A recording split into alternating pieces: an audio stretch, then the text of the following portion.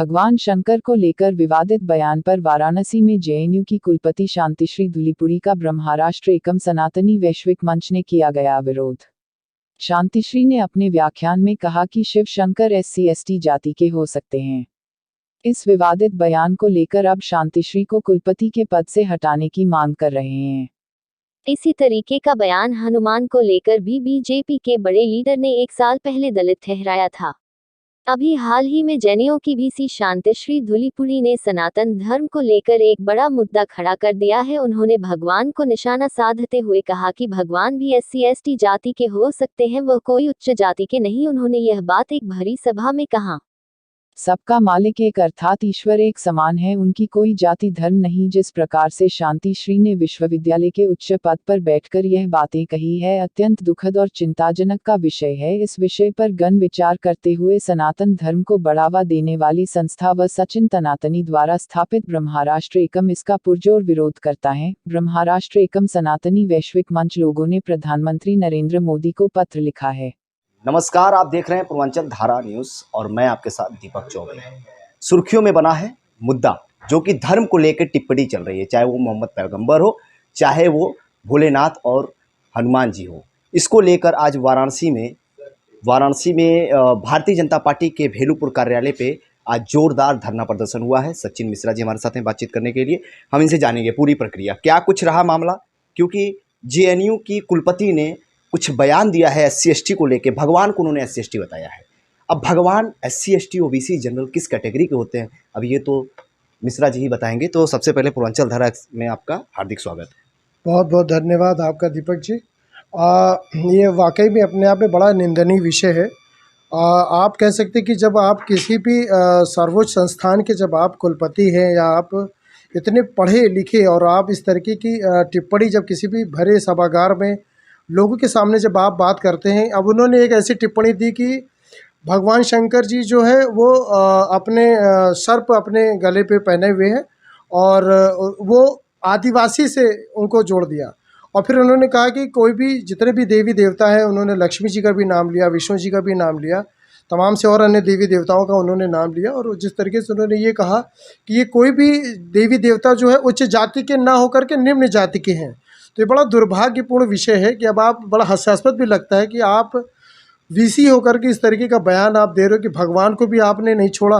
मतलब अभी तक तो राजनेताओं के मुख से देखा जाता था, सुना जाता था, लेकिन एक पढ़े लिखे जगत से, शिक्षा जगत से भी कोई एक कुलपति इस तरीके का बयान दे रहा है जो कि अपने आप में बड़ा निंदनीय है।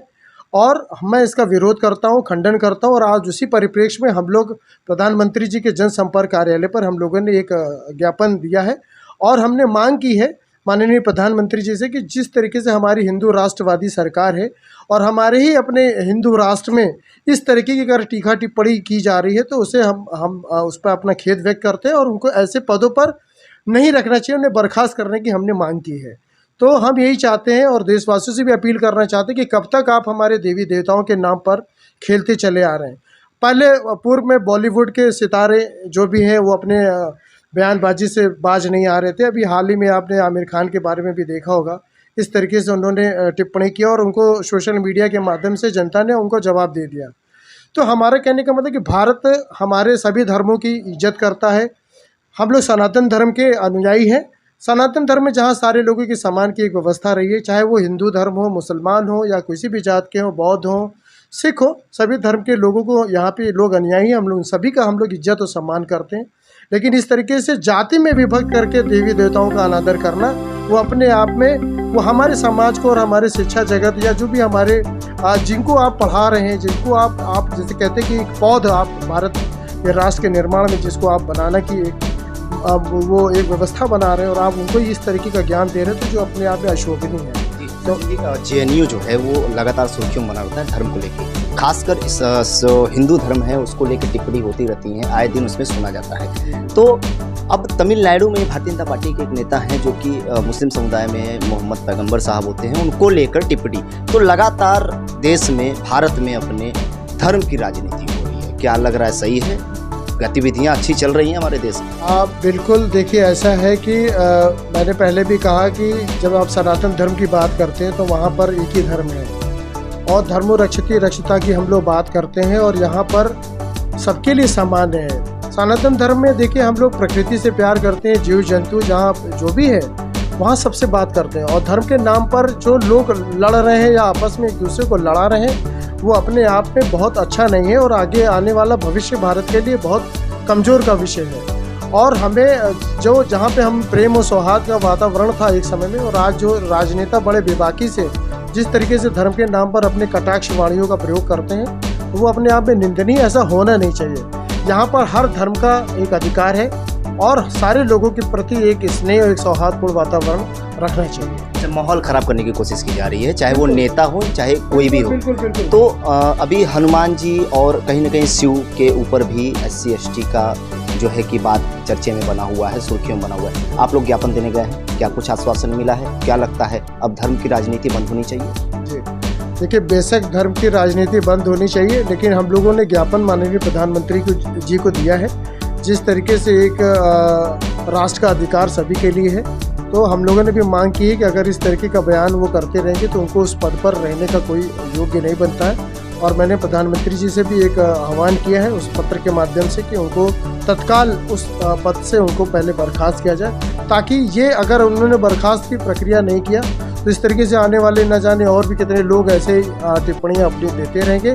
और धर्म के नाम पर वो चाहे वो जो भी उनके मन में लालच हो या किस तरीके से हो सकता है वामपंथी विचारधाराओं से बहुत ज़्यादा प्रेरित हैं, तो उनके मन में क्या है, वो क्या करना चाहते हैं। लेकिन हम लोग सीधी सी बात है कि भारत में सभी धर्म का, सभी लोगों के बीच पे आपसी पहले से भी प्रेम रहा और आज भी है।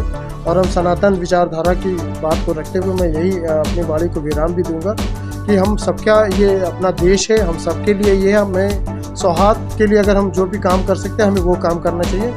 नेतागिरी या राजनीति में जो भी लोग अपनी वाणियों से कटाक्ष कर रहे हैं उन्हें इस बातों से बचना चाहिए।